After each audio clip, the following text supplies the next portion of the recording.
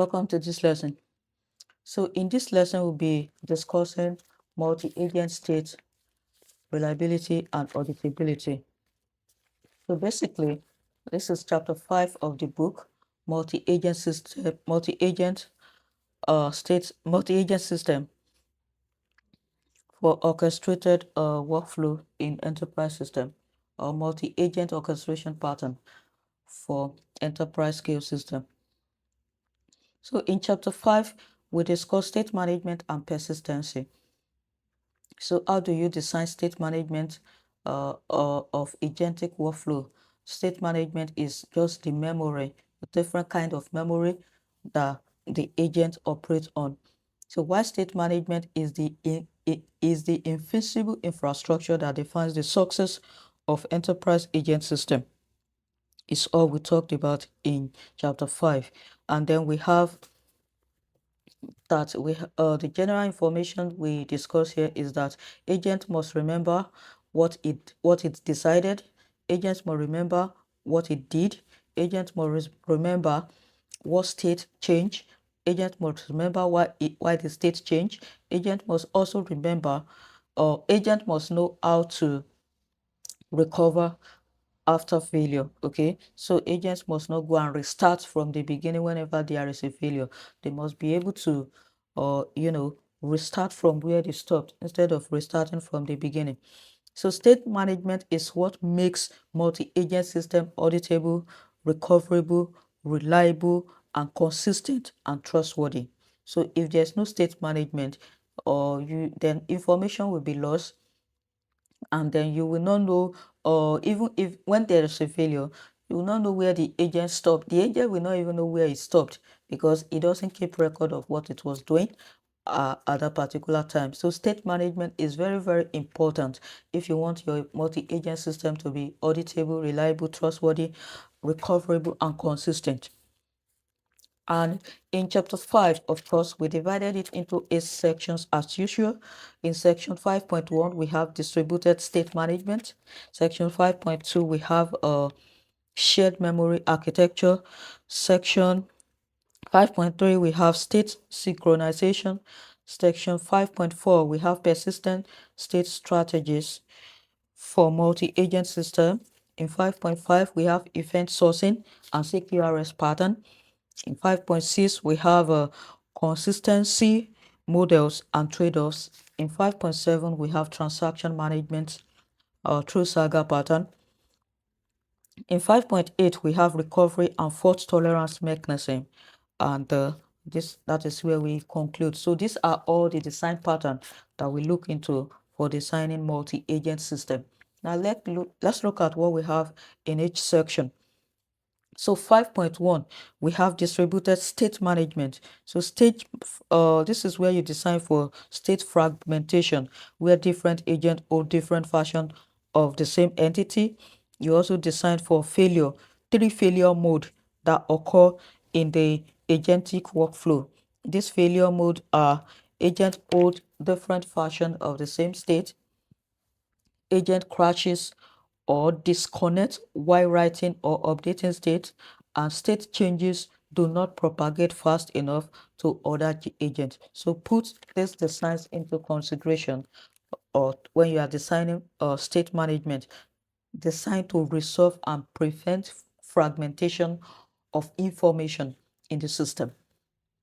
So there may be subtle inconsistency where poor state design create inconsistency that only surface months after deployment. And you can have state compliance data. Agent may retrieve stale compliance data, causing high risk, outdated decision, and passing on outdated information. Agent You can use contract in limbo, where missing procurement checkpoint, for instance, can leave contract in limbo without signature. And then you have audit trail gaps. Regulatory audit fail if the system lacks a reconstructible history of decisions. And retrofit cost. Retrofitting state management is exponentially more expensive after live deployment, because then you will have lose important information. Okay, so this is where you see design to prevent all of these failures from beginning. Design for state.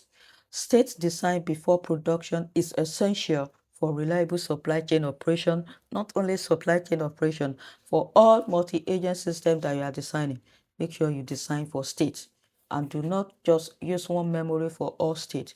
Use different memory for state management. So how do you solve the state fragmentation problem that we have discussed in section 5.1? So detecting divergence before agent act on conflict field of the same reality. So we have conflict type, description, severity, and recommended action. Version divergence. This is where agent hold different sequence number for the same entity. Severity is assigned high, and then how do you prevent this? You can force state refresh for stale agent. You can implement refresh for stale agent. Semantic divergence. Agents see the same version but different data values. So you can here the severity assigned to this one is critical. So where agent halts decision until authority is established. And then we have network partition, where agent is isolated and cannot synchronize with the source of truth. The severity assigned to this is high. Switch to read-only mode for isolated agents. So in section uh 5.2 is where we solve that problem as we have designed here. And then 5.2, we talked about shared memory architecture, where we discussed the 3-tier memory. We discussed the 4 types of memory into 3 tier. So the first one is working memory, which is in-process information or short-term memory, which provide sub-milliseconds access for active workflows such as legal agents. We have operational state memory, which is where, of course, you store episodic memory. Can also be referred to as episodic memory, using Redis or shared memory. It enables cross-agent coordination and task handoff as a shared whiteboard. And then we have institutional memory. This is the combination of procedural and semantic memory, where you use PostgreSQL to keep procedural information and vector database to keep semantic information. So this serves as the permanent state of record for contract and log. And then in 5.3 section, we discuss state synchronization, where we discuss optimistic and pessimistic concurrency. So in pessimistic concurrency, you have slower state lock before you have slower state lock before writing, and optimistic allow read faster. Okay, so pessimistic, you implement a slower lock before writing, and in optimistic you allow read faster. So optimistic concurrency prevents silence overwrite when multiple agents update the same entity. So this uses change data capture for state optimization. So here, concurrency control and optimistic versioning. So this prevents agents from overwriting each other's work through monotonic version tracking. So you can have a different reading section, different writing section. So reading the current state and its specific version number, e.g., you have version 4. The agent knows it's keeping version 4 of the information, then transforming the data through a deterministic side effect free modifier function, and then it then writes that the writing back only if the database version is still 14. If it is not 14, it just continue from where it stops. So if not, the system trigger exponential back off and retries to know what is in the system. And then we have change data capture, which is also part of section 5.3, where we talked about agents updating their own caches of workflows. That is change data capture. It allows the agents to know what it has captured before and what has changed in the workflow, and it immediately updates what it has captured in the past that is wrong and update it with the current information. So change data capture for state propagation, eliminating expensive polling through reliable database level event distribution. So here we have a wall commit where the agent uses wall to push events on commit. We have durability, event only sent for persistent changes. We have propagation bus, where agent delivers event to relevant subscribers. We have the coupling architecture, where agent function without interdependency. And then we have no polling design pattern, where agent reduces load by removing polling needs. And then we have lock stock logic, or which ensures that agent immediately runs warehouse logic. So these are what you can implement in your chain data capture, which also work uh, based on how the chain data capture in data engineering design pattern work. You can use that agentic system design. It's just like data engineering system design. They follow the same workflow, but agents solve problems. They are autonomous. They think strategically. And data engineering design pattern is just a workflow that extract, transform, and load data into the system. Okay. So section 5.4 talks about persistent strategies for multi-agent system.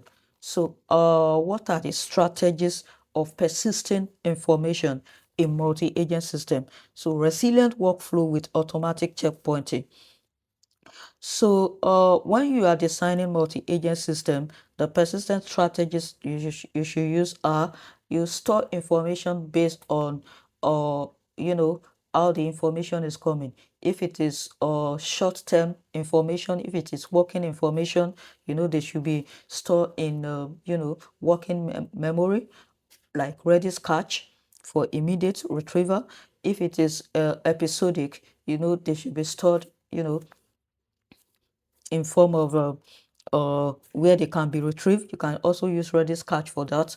And if it is procedural or semantic, then you can use PostgreSQL or vector database for those. So, and if it is if the information comes in form of objects like files, like videos, like artifacts, or in files, chunks, video, text, or audio, they can be stored in object storage like Azure Block Storage if you are implementing a cloud architecture or working on Azure. So guys, I am also an Azure solution architect.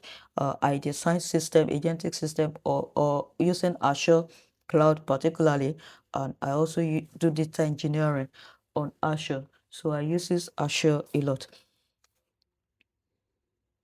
So temporal caching. So you can also design temporal caching in the system. So workflow native persistence with temporal. So temporal recovery means that agent can resume instead of restarting. So when you use temporal design pattern, agent will be able to automatically resume where they stopped instead of going back to the beginning of this task to start afresh. So this would prevent total cost and API usage. So when you are designing resilient workflow with automatic checkpointing, so you take this into consideration. Fault tolerance. If a process crashes 3.5 hours into a 4-hour legal review, it resumes from the last milestone rather than restarting. Okay, so and then we have idempotency. All activities are designed to be safe to run multiple times. So when you run it multiple times, you still have the same information or the same version of the information instead of having different version. So you can use insert on, or when they insert on conflict do nothing pattern in this design for idempotency. Then state recovery. The system reconstructs the full workflow context, including result from completed step and original input. And then we have auditability. Every transaction from initiated to approved is recorded, providing a clear timeline for compliance officers. And then we have high value contract. So this is critical for high value contract where doing work creates significant business friction and operational delay. All right, guys, so this is all we have in section 5.6. And then in section 5.7, we discuss transaction management. So transaction management is where we talked about Saga pattern. So distributed transactions via the Saga pattern. What is Saga pattern actually? So Saga pattern is just where the agent can implement sequence of local transaction. So this avoid distributed lock and give a clear recovery path for multi-service workflows. So Saga pattern enables a sequence of local transactions. Okay, so it enforces coordinating complex action across multiple services without fragile uh, distributed locks. So the aim here is to prevent distributed lock by implementing sequence of local transaction. So how do you design for this? So we have the four steps, and then we have the forward action and rollback action. So which enable sequencing of transaction. So vendor registry, that is the step. The forward action should be approval in progress. If it is not implemented, the rollback should be referred status to pending. Compliance, forward action should be create compliance hold. If it is not done, the rollback should be release compliance hold. Finance, or the sign should be like request budget sign off. If it is not done, you cancel the approval request instead of keeping budget sign off in memory when it is not implemented. And then we have ERP, so create purchase order. For instance, and if purchase order is not created, backward action should be create reversal. The purchase order should be reversed. So do not keep purchase order number in the ERP system when the purchase order is not being created. So it is automatically reversed and deleted from the system. You understand? So these are just example of design that you can use in these are tailored towards procurement, operations, supply chain in particular. So we have 5.8, which is the last section, recovery and fault tolerance mechanism. So failures will always happen in agentic system design. So the goal is not to avoid failure, which you cannot do without, but to recover without, losing state or leaving the system half updated. So agent must be able to recover gracefully from failure without losing memory, without going to beginning to restart. They must be able to restart where they stop. So they must be able to continue where they stop whenever there's failure. So you can implement checkpointing, so which enables recovery, which talks about recovery being done, which enable the system to recover from the last state point, not restart a long workflow from the beginning. So that is what checkpointing does. You can implement dead letter queue. So of course, always know that dead letter queue is not a dumping ground. It is an operational safety net that must be monitored. So do not just use dead letter queue as a dumping ground of useless information. So what goes into the dead letter queue must be monitored and know whether it is no longer useful. Then health monitoring, so self-healing. So make sure you design for self-healing.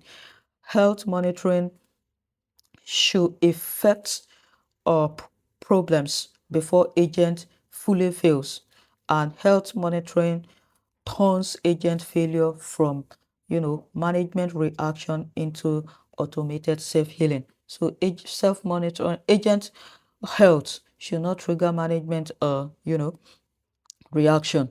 It should be an automated self-healing. So design agent to self-heal, to heal themselves whenever there is failure. So state management and persistent architecture guide. So we talked about in chapter 5. So event sourcing, immutable audit trails. So reconstructing a historical state for compliance question. You can use event sourcing, you can use immutable ledger, you can use temporal point queries, you can use CQRS, you can use fully reconstructed, of course, and you can use legal compliance domain. So these are just example of the sign pattern for these specific use cases. So the consistency spectrum in enterprise up. So explicitly matching data categories to acceptable staleness and business risk. So make sure write data are matched to the right memory. We have discussed that you should not use one memory for all the states in the design pattern. Use different memory for different use cases, and know when to implement strong consistency, and eventual consistency. So implement strong consistency, for example, when you have vendor sanction status, that is issuing a PO, purchase order to a sanctioned entity, is a high risk violation. And then failure's consequence, map model risk to guided trade-offs. And this is the entire architecture we have here, guys. For chapter 5, memory event sourcing, CQRS, and workflow recovery. So in stage 1 of this architecture design, this is what you should implement. Agent workflow, determine the agent workflow, agent actions command, and state update.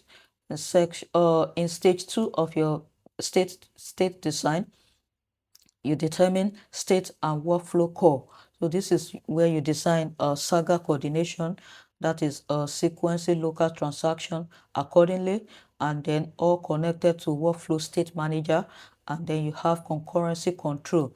So where the whole system is controlled concurrently.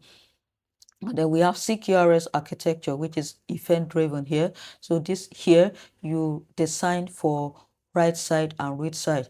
Remember, do not allow the right side and read side to follow the same workflow. Make sure you implement separation of concern, separate read side from right side. So for right side, we have command store, event store. This is where you can implement catching and use Redis catch. You can implement design for working memory and episodic memory here. You can use audit history, okay, which is episodic memory. Then for read side, you can use read models, which is where you design for procedural and semantic memory. You can use search/dashboard, and you can use reporting. Then we have stage 4 of the design. We have memory layers. So this is where you know which workflow goes into which memory, which information go into which memory. So we have working memory, which is short-term active context. We have operational memory, which is where you have runtime state and checkpointing, which we can use Redis cache here. And then we have institutional memory, which is where policies, knowledge, and history are kept. So when you design for memory layers, which is your state control particularly, then you design for the data stores. You know the state now, so you design for data store to store different state. So for working memory, you can implement Redis cache or low latency. For episodic memory, you can also still implement Redis cache here. And for institutional memory, where we have procedural and semantic, the procedural, which is in form of transactional data, can be kept in PostgreSQL or Azure PostgreSQL on cloud, or any Azure SQL database on cloud. Then you can also implement a vector database for semantic memory, where semantic embedding is done for retrieval augmented generation. And then you can also have object storage, which store files, document, artifact, video, and audio information. So the outcome of this design is that you have consistent state as a single source of truth. You have replayable history, event can be replayed. You have auditable decisions, every action is recorded. And then you have recoverable workflows where failure can be recovered. So why this matters? Memory must be governed. So this enables governable memory. It makes the memory and the state to be auditable. Then it allows write and read path differ. So it allows you to put into consideration designing for read and write part instead of designing same part for both the read and write, which can result in confusion because read information can go into the write database, while write information can go into the read database. You don't want that to happen. And then we have event enabled recovery. So when you use event driven state management, then the multi-agent system will be able to recover from any form of failure, and it will be able to resume from where it stopped instead of restarting all over from beginning. So this is all we have in chapter 5, state management and persistence. Please kindly like and follow our channel, and there of course the link to the book is in the information below. The Git repository. Do well to purchase and read more of this and read the code on how to implement the state management architecture and all the guides that we have discussed. Thank you for listening. See you in the chapter 6 discussion.